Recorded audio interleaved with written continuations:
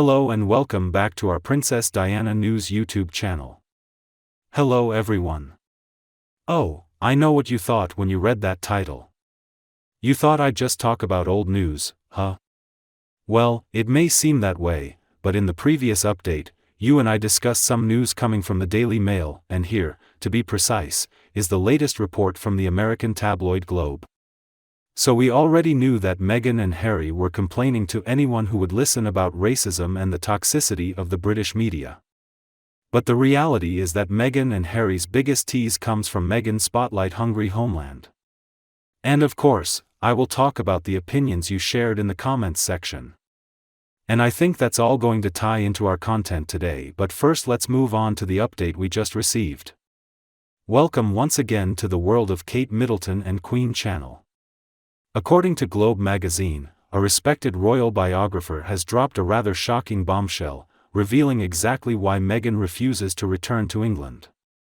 He then claims that the haughty former TV actress will not want to bow down to her sister-in-law, the future Queen Catherine.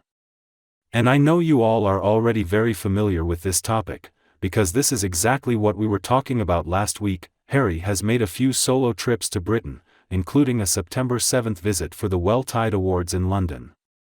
But Meghan chooses to keep her distance. In fact, Meghan joined Harry in Germany 2 days after his departure from London. Royal expert Andrew Morton, author of the 1992 bestseller Diana, Her Own True Story, was not shocked that Meghan avoided her husband's homeland, insisting he was not seeing Meghan Markle bowing to Kate Middleton as a runner. And this observation only reinforces the story of disagreement between Meghan and Catherine.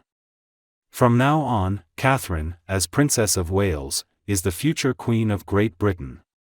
Another royal biographer, Mark Dolan, criticizes Meghan, saying that this woman's arrogance and narcissism knows no bounds.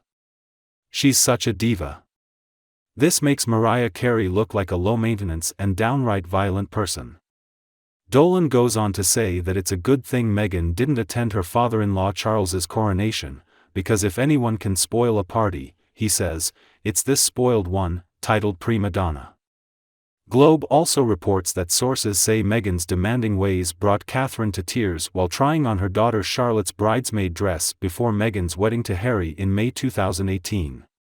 And later, when Harry and Meghan returned from their honeymoon and were invited to tea by William and Catherine, according to palace courtiers. But, in Harry's memoir Spare, Harry wrote that things went wrong when Meghan told Catherine she had baby brain because of her hormones. She claims William said Meghan was rude, pointed at her and said, "These things don't happen here." In response, Meghan told the future king, "Keep your finger out of my face." Other sources report that Meghan became a rather haughty and arrogant witch while living in the palace. It even caused female staffers to burst into tears and reportedly forced many to resign. And things got so bad that at one point William said none of Catherine's staff could work with Meghan because of her horrible treatment of her assistants. But Meghan and Harry still insist that Meghan was kind to their help. And now Harry has been criticized by those close to him and hasn't spoken to his brother in months, according to sources, who say their father has all but washed his hands of him and Harry obviously needs all the help he can get. Sources also report that Meghan and Harry's $100 million deal with Netflix is in big trouble. Their last project, the Heart of Invictus series, failed. It didn't even reach the top 10 on the streaming charts and failed to impress viewers according to an industry source. But here's the fascinating part of it all. One of the little robots from Meghan and Harry's team posed an absurd problem to once again try to demean poor little Princess Charlotte. They actually asked a question: why isn't Princess Charlotte so beautiful? Don't they understand how pathetic they sound by asking a question that targets a child's appearance? And last time I checked, Princess Charlotte is really gorgeous, so what are they talking about? I guess Meghan didn't bully this poor girl enough. Meghan, look in the mirror. Actually, it's you who isn't so good looking. And if you look inside, well, you look absolutely horrible. You've had all sorts of cosmetic surgeries to try to look better. And that smile tries to hide the toxicity inside, but it doesn't do a good job. We already know that you're the one writing all these questions. I mean, who else would say that? Charlotte looks exactly like her great-grandmother, Queen Elizabeth, and was a great beauty in her time. We all know you bullied that poor little girl when you married Harry. Shame, shame, shame on you. During the coronation, Princess Charlotte looked magnificent, like a little swan. She wore a matching hairstyle and dress, like her mother's. But Meghan, you always walk around looking like a bag lady. Like that time you went hiking with your friend. It takes a special type of evil person who bullies a child, but Meghan and her fans want to do it again. Meghan just can't shake her hatred for little Charlotte, because Charlotte surpasses her in every way. And she is incredibly jealous of Catherine and her equally beautiful granddaughter. Meghan's jealousy is eating her from the inside. All his life, I think, he ate it jealously.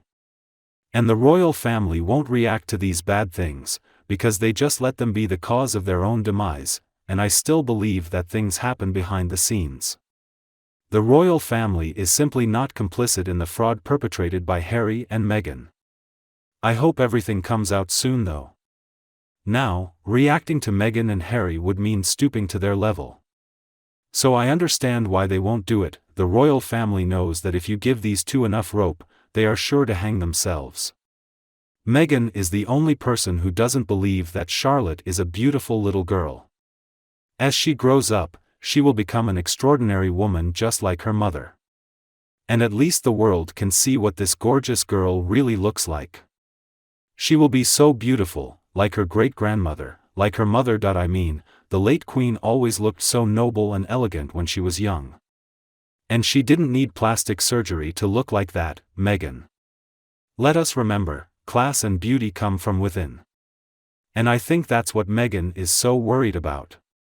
He just hates that the boys of Wales are the future of the monarchy, and that's not the case. She's so jealous of the Princess of Wales, it's obvious.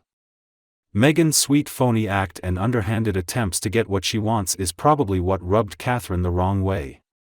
I mean, the Princess of Wales is not stupid, and I'm sure she understood what Meghan meant. It's true that she is calm and even devastated, but she will not tolerate someone like Meghan. And this little Princess Charlotte has more class in her little finger than Meghan has in her entire body.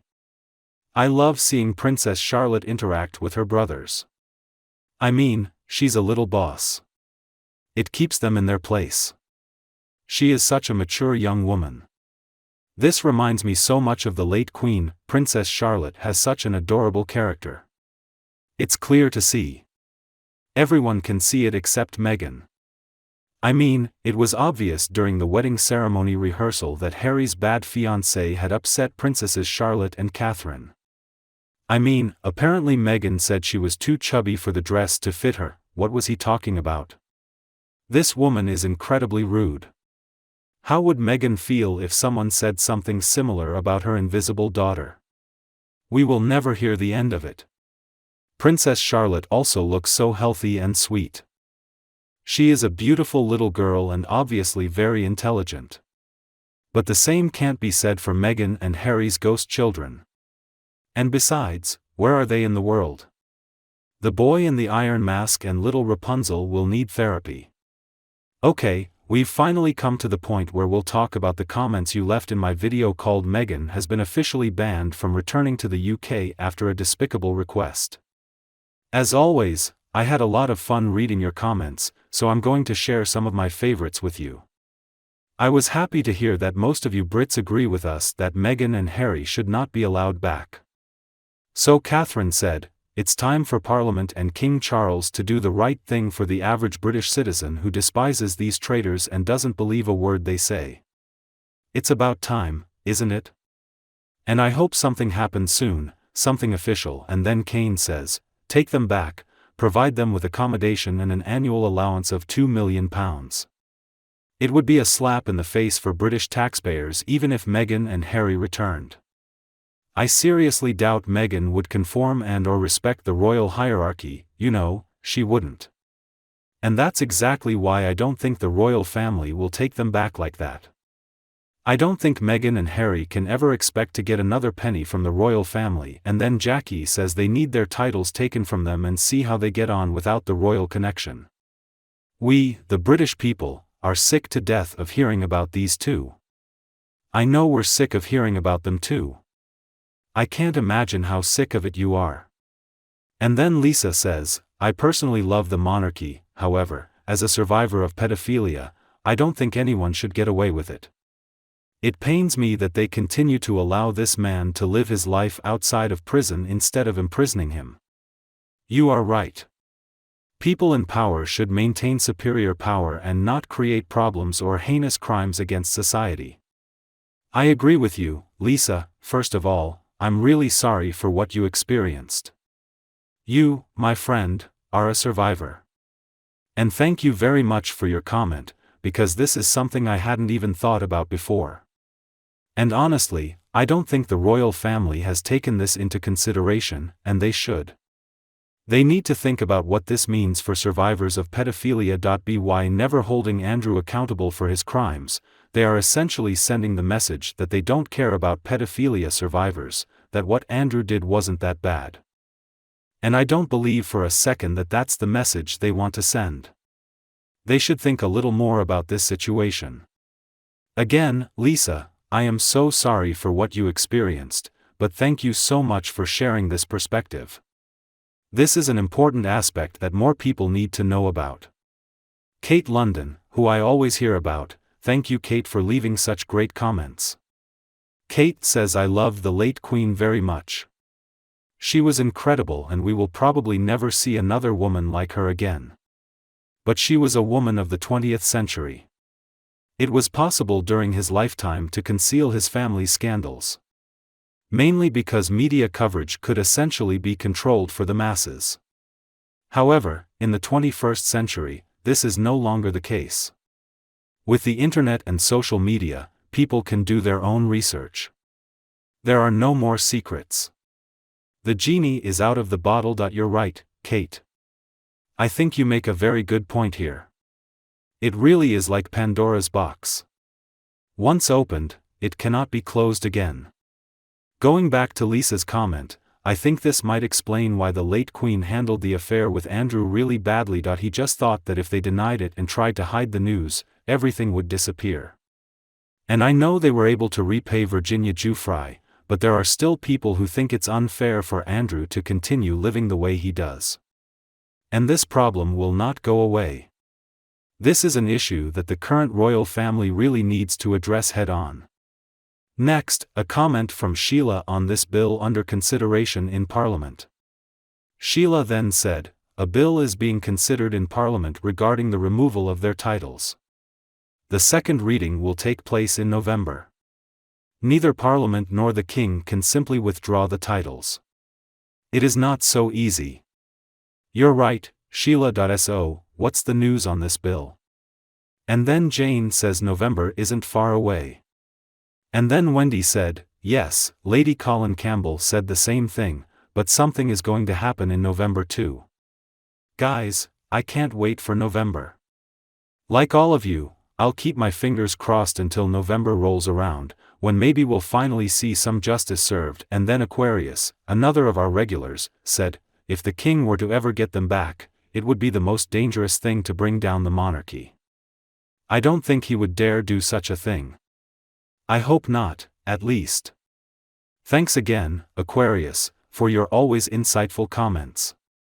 And then the last comment that I want to share with you just shows that Meghan and Harry achieved exactly the opposite of what they set out to do. Rusty says I've always been indifferent to the royal family and thought it was a waste of money.